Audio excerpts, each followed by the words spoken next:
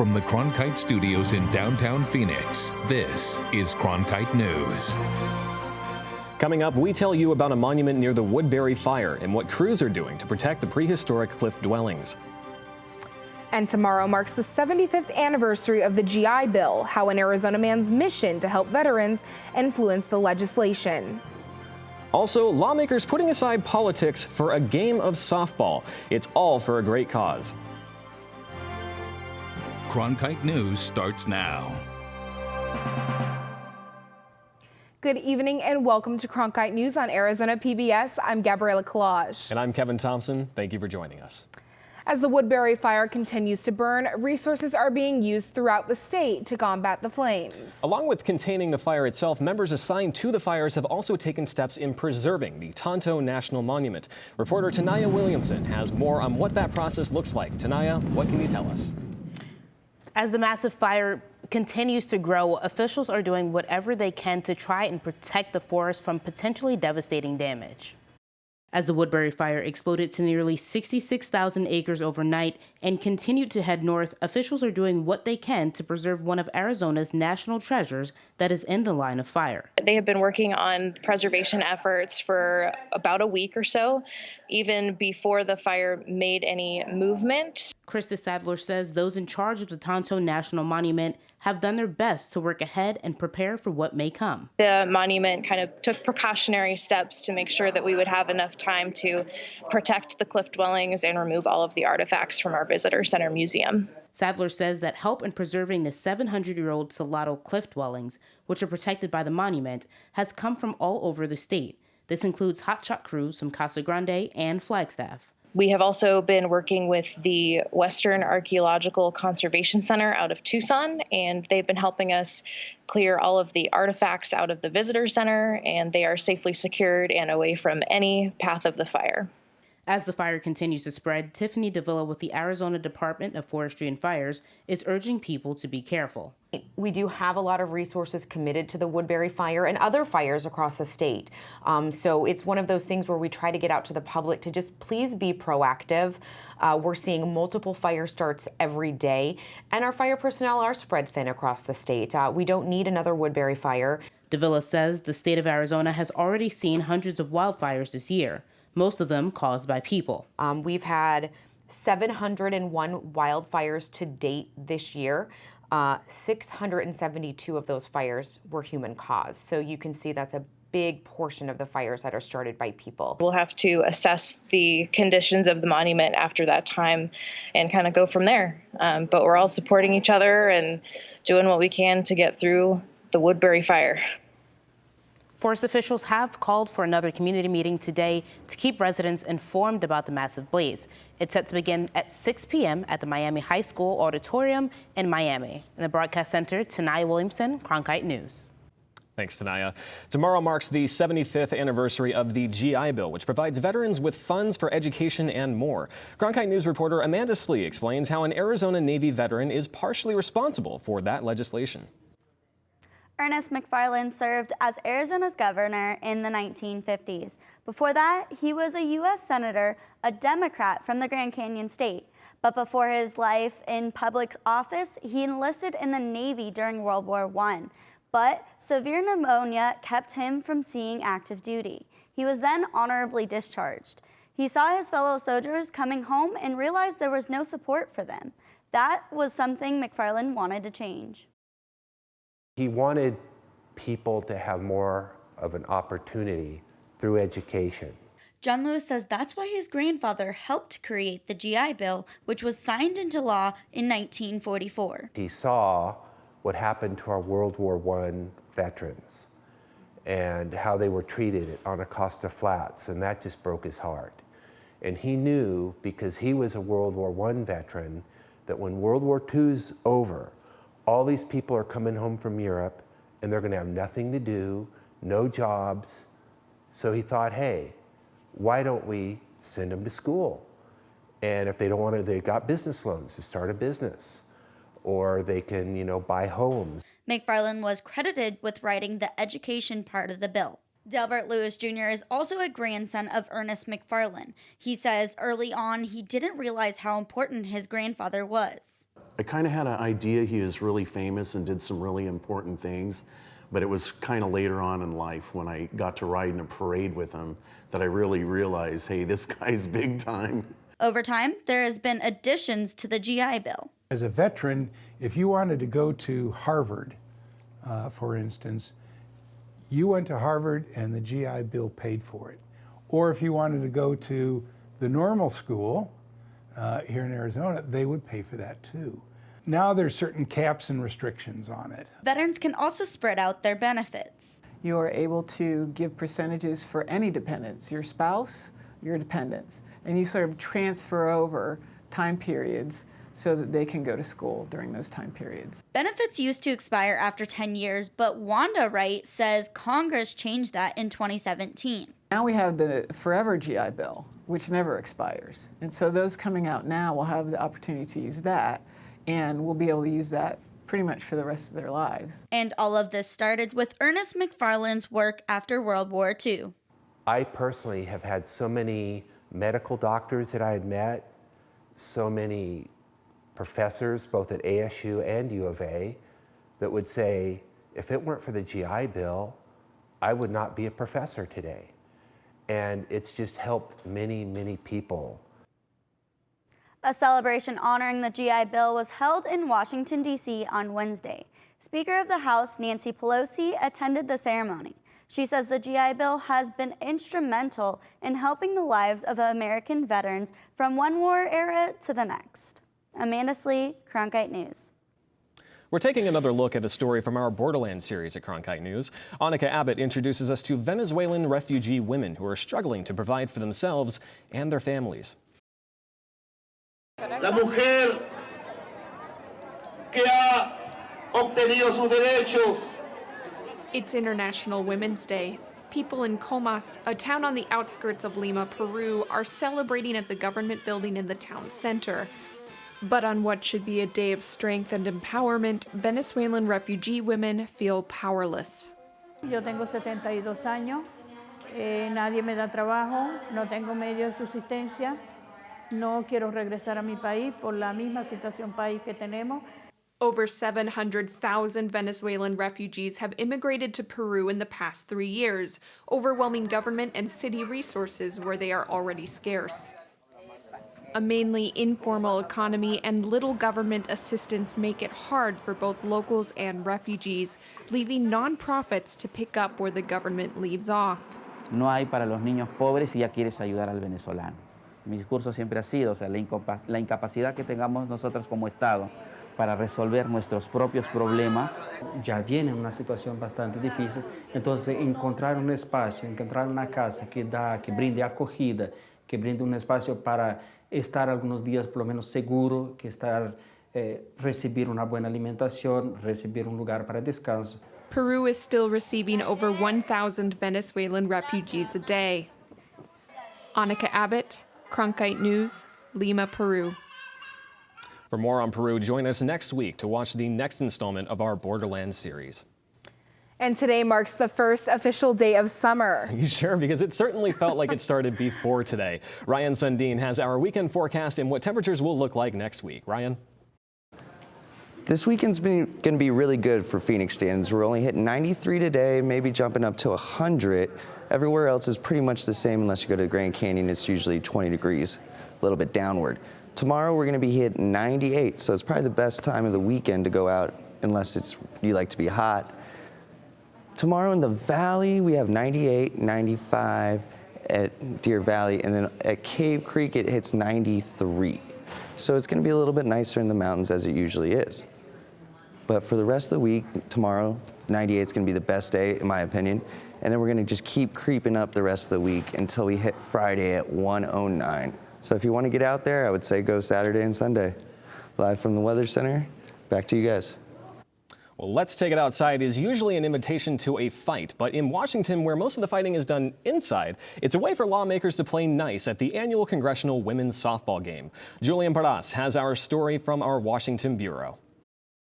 Democrats and Republicans don't tend to agree on everything, especially when it comes to politics. But for one night, they put their differences aside, played on the same team, and raised money for a common cause. You know, the most important thing about tonight is to remember that we're raising funds for the Young Survivors Coalition to help young survivors of breast cancer. But the second most important thing to know is that we're going to beat the press tonight. Every year, women in Congress battle women in the Washington Press Corps on the diamond, not just for bragging rights, but for the battle against breast cancer. Head organizer Adelie Ebersol said the game began with a member of Congress who was overcoming breast cancer herself. Congresswoman Debbie Wasserman Schultz started the game 11 years ago. She had breast cancer and when she was 41 years old. And so after she got through treatment, she just really wanted to give back to something to the community that really helped her. Arizona Senator Kyrsten Sinema has now played in 7 consecutive games and says lawmakers have never had a problem coming together when they're on the field. There's no difficulty putting differences aside because we have more in common than we have apart, and we're all really good friends. Ebersol says the game is a charity event at its core, but also a personal one for many of the women on the field and in the stands. A lot of the players have been affected by breast cancer, either themselves or their family members. And so we just come out together tonight and we want to beat cancer. The final score was 10-3 with the press running victorious, but a total of over $365,000 was raised in support for breast cancer survivors. In Washington, Julian Paras, Cronkite News. The Suns will have a distinctly different look next year, thanks to a new head coach and a flurry of moves on draft day. Suns fans packed Thursday's draft party as the team made a series of trades. Forward Dario Saric coming to Phoenix along with North Carolina's Cameron Johnson, who was selected with the 11th pick. But Suns legend Alvin Adams said he believes the biggest impact will come from the team's new leader on the bench, Monty Williams. I know his reputation. I've had people calling me from around the league in Oklahoma City and Portland saying, man, you got a great guy there, a great coach. Some of the players talking about him, they're very anxious to start playing for him. We have so many young players. They made progress last year, and we're expecting a lot more progress this year.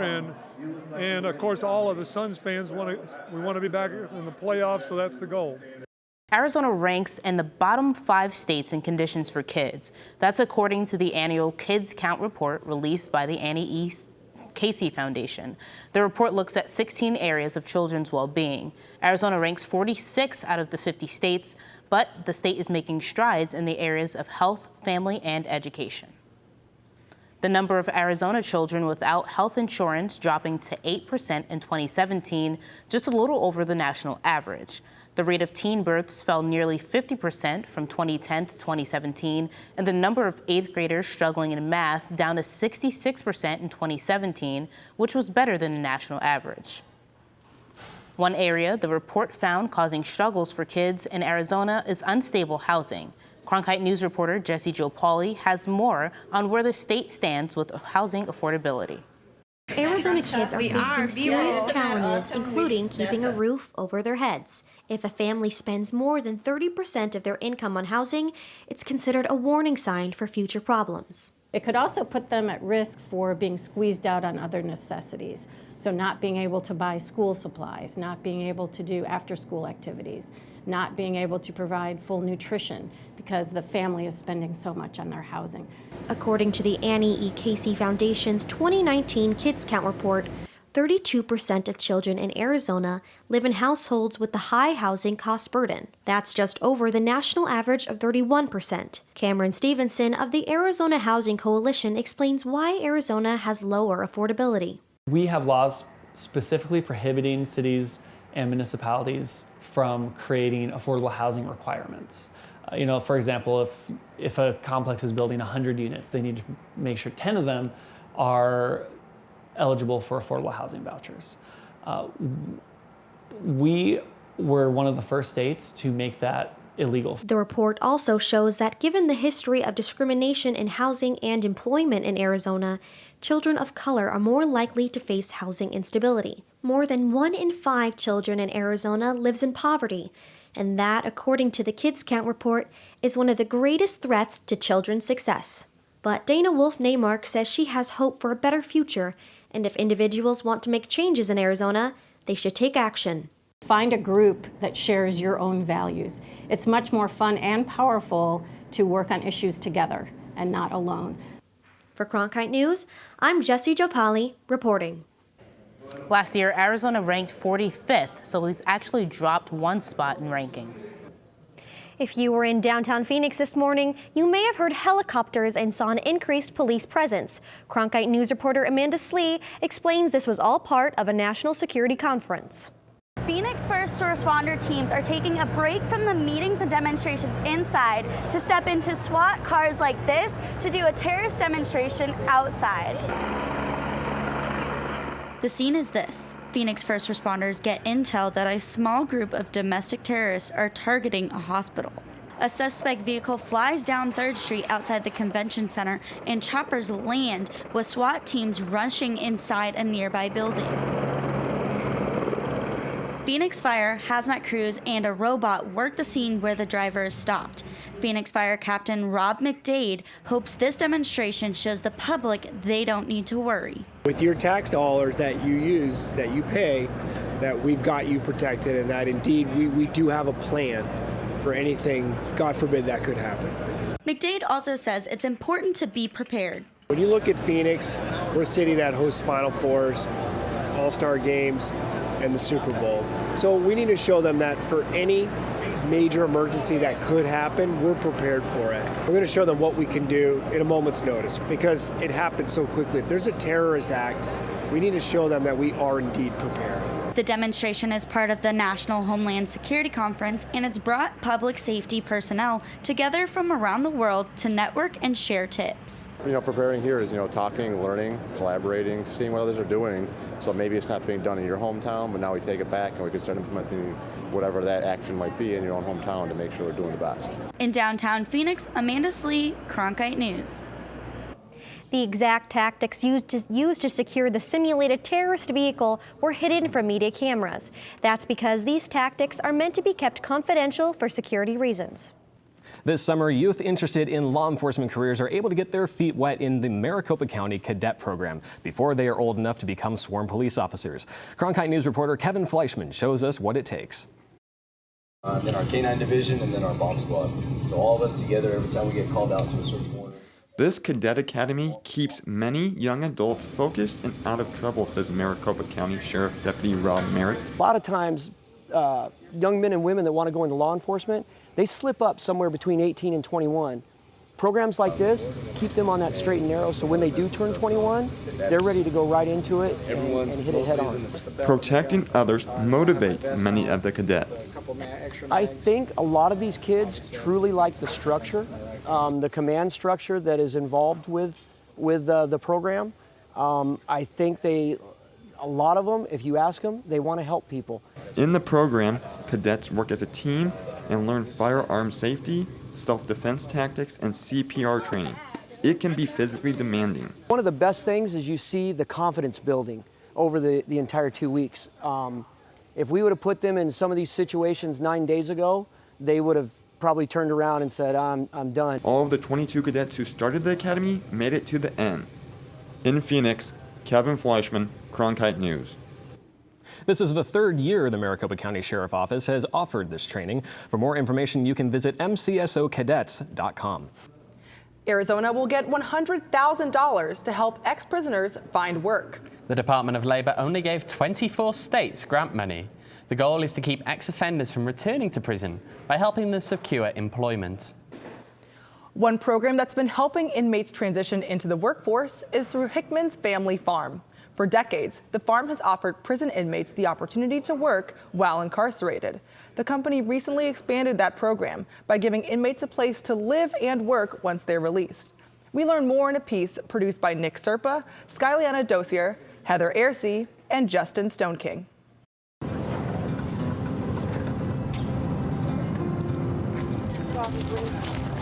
I would say about 90% of the people that are here come from a similar background, and they all share one thing in common, and that is that they were in prison at one point. Big old fat Get in there. Whoa! Fell off this side. Like people that are coming out of prison, a lot of times they feel like the world is watching me because I still have this stigma like over my head, or I still feel like I'm an outsider. Yeah. I love you, baby. I love you too. You see a lot of guys that come out and right out the bat they're homeless and they're trying to find, a place of stability. And then that doesn't even include finding employment. Hickman's Family Farms is probably the largest egg producer on the West Coast, producing about 10 million eggs a day. We have the group of inmates that are currently working at Hickman's during their incarceration.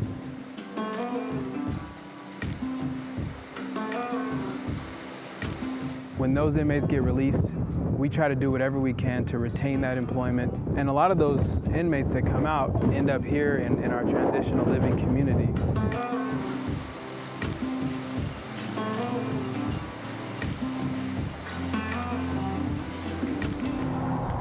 Get your first key assigned to you, huh? Yeah, first one in years. I still have your old keys at home. Let's just come see. Oh, it's cute, Mom. It is cute. The year and a half before I got arrested, I kind of took a turn for the worst. I've always been responsible and handled my life very well. I took care of my responsibilities and my kids. The person I was before was very angry, very mean, just selfish and self-centered. You know, doctors prescribe prescription painkillers for just about anything, and I was really in a depressed state and got addicted, and I caused a lot of damage. Going to prison that time definitely opened my eyes to needing to fix the mental health problems before everything else. I'm still very nervous and anxious, and I'm shaky, a little overwhelmed, but it's all good feelings. I'm happy, and I just want to start rebuilding. What is your favorite part of this apartment? The bed. My favorite part of the apartment is the bed. While I was incarcerated, I worked for Hickman's. I worked a retention job. I ended up leaving with over $10,000. Leaving prison with money was huge. I even sent child support home when I was in prison, which is something I could not have done without this inmate program. When I ended up getting employed in prison with Hickman's, my ex-husband had needed help with the bills. And it felt really good to be in prison and to be able to say, I can pay those for you. The first moment Aaron told me those apartments were ready, I think my things were already packed. Getting out of prison, your family's a little bit standoffish. They want to make sure that you're not going to make the same mistakes that you made going in. And the reason why they were okay with the Hickman housing is because they offer counseling, a work program, it's right there on site. The best support I have are the people around here. There's so many good people here just striving to get their life back. If I bring someone in here, I want them to be as successful. Like, I want them to go like to the moon if possible. I can say to myself like, oh wow, like that person was really worth helping. You know, make good decisions and good things will happen. It's true. Everything has fallen into place. Mine and my husband's relationship. Since I've been out, we actually look for things to fight about, and we just can't do it. What drives me now is I have goals. I have so many goals, and my kids are pushing me. I want my family back. That's the most important thing to me.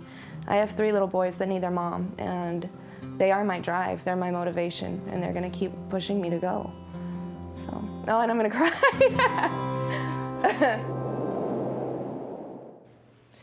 Hickman's Farms does ask employees to put about 20% of their pay towards housing, up to $400 a month. Tattoos are like pieces of art, and just like paintings, are produced with different paints. Tattoos can be created with different ink. Reporter Grayson Schmidt captures a growing trend in the tattoo community, vegan ink. And a lot of vegans don't get tattoos because they say, oh, it's full of animal products, you know, and this and that. But it's starting to become more normal in the tattoo industry. My name is Luis Marufo. I've been tattooing a little over 3 years.